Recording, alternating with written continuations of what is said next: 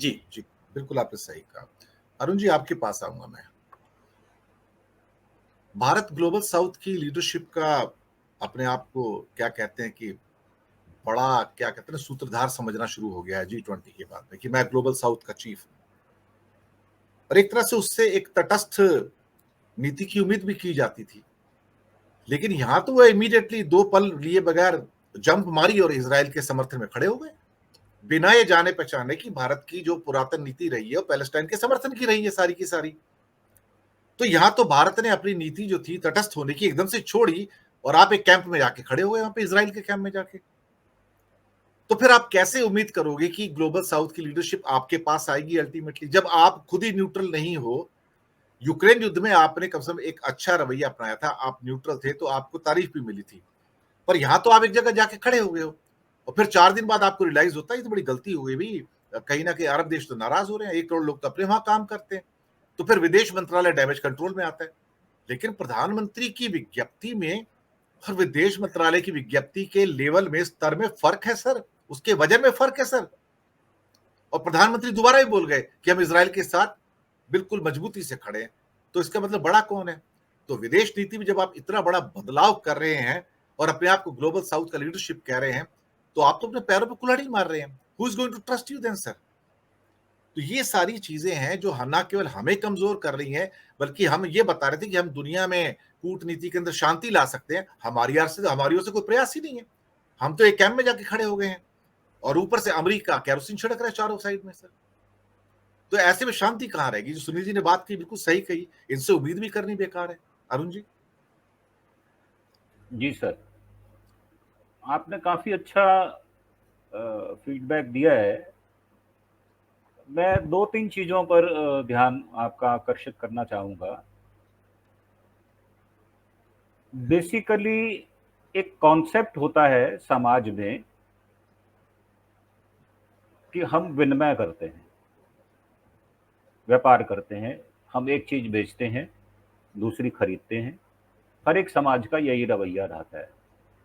आप नोट करें, आपकी सोसाइटी के बाहर एक सब्ज़ी बेचने वाला आता है, वो ज़ोर से हाँक लगाता है, आपको पता चल जाता है कि ये सब्ज़ी बेचने वाला आ गया। बिल्कुल सेम पैटर्न अमेरिका का है।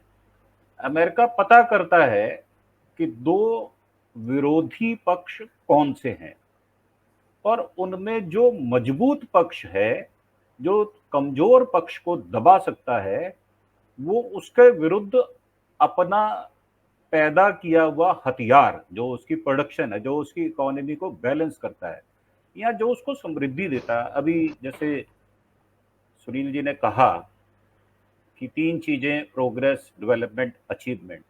आप तीनों विषयों पर, तीनों बिंदुओं पर अगर आप देखें, तो अमेरिका की नीति बड़ी कामयाब है। उसने यूक्रेन को हथियार दिए।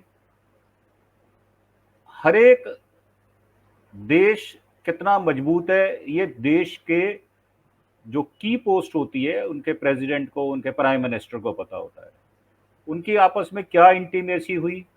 ट्रेडिशनल दुश्मनी रशिया की अमेरिका से है और उसमें एक पक्ष ये भी देखने वाला है कि अगर यूक्रेन को वो हथियार देता है तो भारत कमजोर हुआ है। भारत के 60,000 बच्चे जो एमबीबीएस कर रहे थे वो इंडिया वापस लाने पड़े।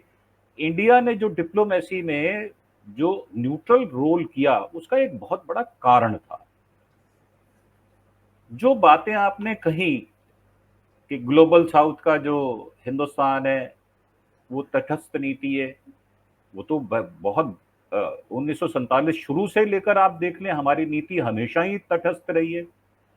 अगर आप मोदी जी का उदाहरण लेकर बात करते हैं तो मोदी जी एक टाइम में, शायद मेरे को लगता है एक आध महीने के फर्क में, इजराइल भी जाते हैं और फिलिस्तीन भी जाते हैं। तो ये विरोधाभास उस समय भी पत्रकारों द्वारा उठाया गया था। जब हमारी नीति इजराइल के साथ नहीं है, इजराइल का इतना जबरदस्त फेवर के पीछे जो कहानी है, मुझे लगता है कि शायद पेगासस है, उसका बहुत बड़ा रोल है। अगर हमने वो ना लिया हुआ होता और इस कंडीशन पे लिया कि आप हमारा नाम पूरे विश्व में नहीं उछालेंगे। और मोदी जी की आधी राजनीति, जो आप कहते हैं आधी राजनीति, उस पैक्स के पीछे छिपी हुई है। उन्होंने उसके विरुद्ध विपक्षी पक्ष जो था उसकी भी जासूसी की। और ऐसा नहीं है कि मोदी जी ने ये कोई नई नीति की हो। आप अगर उनकी बात करें, और जो मिश्रा जो इनके बीजेपी में मिल गए, जो कि मेयर के बेटे थे, उन्होंने विधानसभा में क्या क्या नहीं बोला था मोदी जी के चरित्र के बारे में। तो मोदी जी तो गुजरात में भी जासूसी कराते थे। अगर वो जासूसी ना करा रहे होते तो उनका खुद का होम मिनिस्टर मारा गया, और उसके बाद एक सीक्वेंस बनी, पूरी ट्रेल बनी है।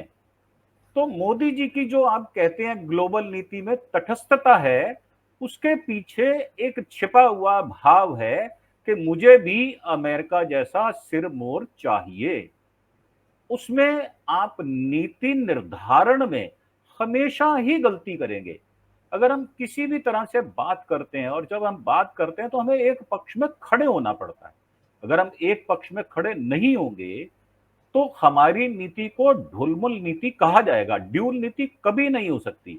हाँ, ये बात ठीक है कि जहां शांति है हमें उस पक्ष में खड़ा होना होता है। जहां कमजोर पक्ष होता है, जैसे आपने कहा बांग्लादेश ने भीख मांगकर चावल लिया, हम उसके साथ नहीं खड़े हुए। मोदी जी तमाशा देख रहे हैं।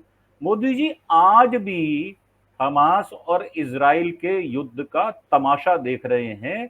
और अमेरिका, उससे आप किसी ऐसी बात की उम्मीद करें कि वो शांति की तरफ जाएगा, मुझे लगता नहीं है, वो नामुमकिन है। कारण उसकी इकोनॉमी का सत्यानाश हो जाएगा अगर वो हथियार नहीं बेचेगा। उसके पास रॉ मटेरियल ऐसा है, उसके पास टेक्नोलॉजी ऐसी है। अमेरिका की मजबूरी है हथियार बेचना, और वो ऐसे ग्राहक ढूंढता है जिनकी आपस में नहीं बनती, और उसके हथियार को जो खरीदना चाहे वो उसके साथ दोस्ती गांठता है। जी। दिक्कत यही है कि ये जो हमास और इसराइल का या विश्व में जो अशांति का दौर आ रहा है, उसके पीछे अमेरिका का हथियार बेचना ये बहुत बड़ा कारण है। और ये कारण आने वाले 5, 7, 10 वर्षों में हटने वाला